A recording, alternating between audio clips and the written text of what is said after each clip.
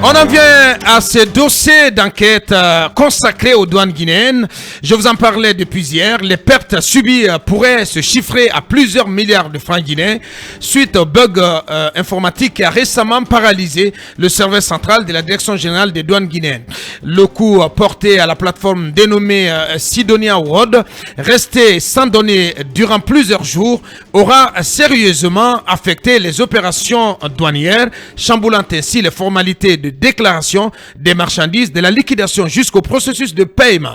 Un bug qui intervient dans un contexte de baisse récente des recettes douanières par rapport aux objectifs assignés dans la loi de finances initiale 2023. Deux questions sur la table pour Mamadou Diallo qui a concocté et mené cette enquête. Peut-on parler de négligence due à un possible défaut de maintenance de cette plateforme névralgique? Par ailleurs, les données affectées sont-elles définitivement perdues suite à ce bug? Mamadou, donc on va introduire ce sujet, ce dossier d'enquête dans l'espoir de le poursuivre demain, tout comme celui ouvert hier par Emmanuel Milimou. D'entrée, il faut dire que jusque-là, il n'y a pas encore eu de communication officielle au sujet donc de cet incident informatique, ni de la part de la Direction générale de la douane, ni du ministère du budget.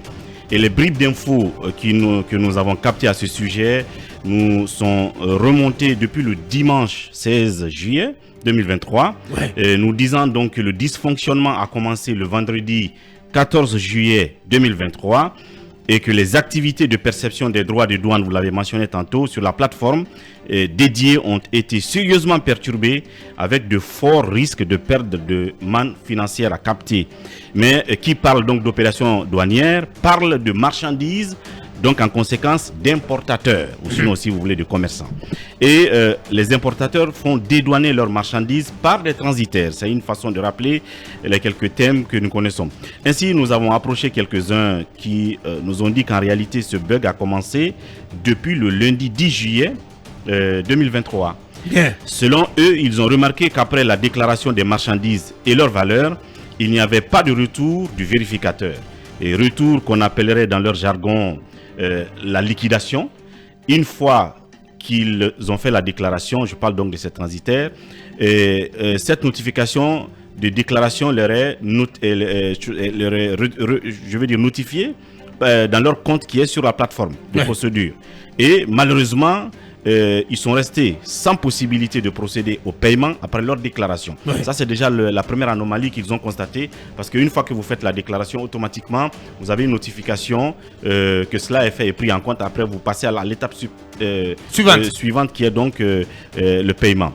Une deuxième catégorie donc a pu faire sa déclaration, a reçu la notification de liquidation, mais n'a pas pu procéder au paiement. Ça, c'est le deuxième niveau de dysfonctionnement qui a été remarqué. Donc, une fois que la Direction générale des douanes s'est rendue compte de l'ampleur du problème, elle aurait décidé le lundi 17 juillet 2023, donc le même jour où, si vous vous rappelez, nous avions donné les premières alertes ici, Lincoln et moi, dans Mirador. Donc, ils ont décidé de bloquer complètement les opérations sur la plateforme. Et comme schéma alternatif et provisoire, la douane aurait donc demandé aux importateurs d'adresser une demande d'enlèvement provisoire. Et j'ai pu donc me procurer d'un des exemples de demande d'enlèvement provisoire, sans dire qu'elle vient de quelle société de transit. Donc ça, c'est une demande qui a été faite, bon, je ne vais pas dire la date pour ne pas donner des indices, en tout cas, adressée à monsieur le directeur général adjoint des douanes Conakry.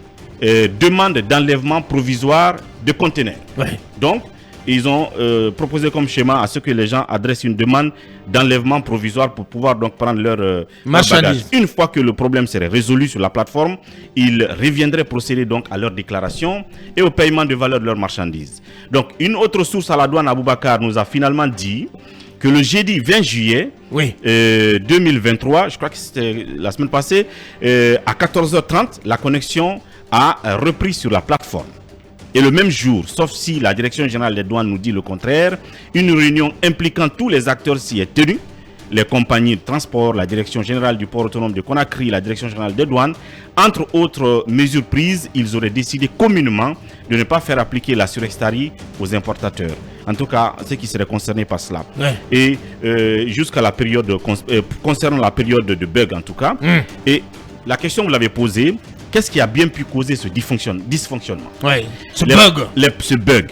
Les premières explications qui nous ont été données et qui ne sont pas encore confirmées par les autorités douanières nous disent que c'est parce que le logiciel dont vous parliez tout à l'heure dans l'intro, que la douane utilise Sidonia. et qui s'appelle Sidonia World, n'a pas été actualisé dans les délais.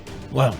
Première raison qui peut expliquer la situation. Bien. Et première raison très grave, si c'est le cas, c'est-à-dire que... Ce serait une négligence coupable. Voilà. C'est-à-dire que la licence n'aurait pas été renouvelée jusqu'à la survenance de ce bug. Or, il y aurait des messages d'alerte qui venaient régulièrement à l'approche donc de la date d'expiration de la dite licence.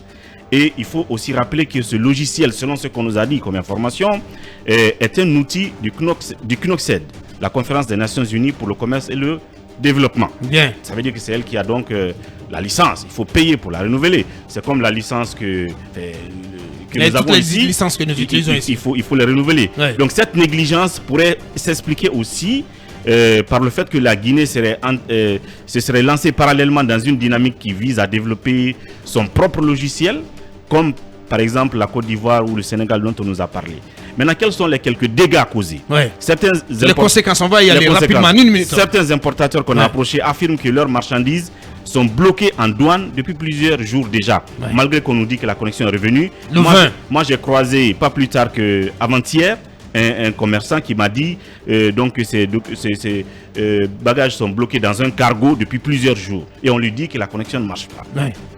D'autres transitaires disent qu'ils pourraient faire face à l'obligation de payer 2 fois les frais de déclaration s'ils venaient à reprendre donc leur déclaration après ce bug. Et cela reste à confirmer en tout cas par les autorités douanières. Deuxième dégât éventuellement, le plus grave, ce sont les pertes de données. Et nos sources nous apprennent que toutes les données de l'année 2022.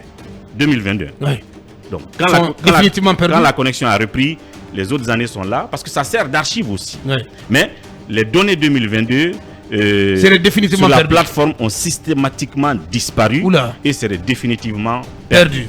Définitivement perdu. Nouri, ce qu'on va faire, on va s'arrêter là en si bon chemin, dans l'espoir donc de continuer à évoquer ce bug informatique qui a endommagé, en tout cas paralysé les activités au niveau de des douanes guinéennes les derniers jours, pour en tout cas savoir demain quelles sont les pertes qui ont été subies par les douanes guinéennes qui traversent une mauvaise passe en termes de mobilisation des recettes, conformément aux objectifs assignés à cette direction générale des douanes plutôt dans la loi de finances initiale 2023. On en reparle demain avec notre lumière-chef Mamadou Diallo. L'autre dossier d'enquête qui sera sur la table de Mirador, c'est bien entendu ce méga projet de construction d'une cité administrative sur le site du centre directionnel de Coloma.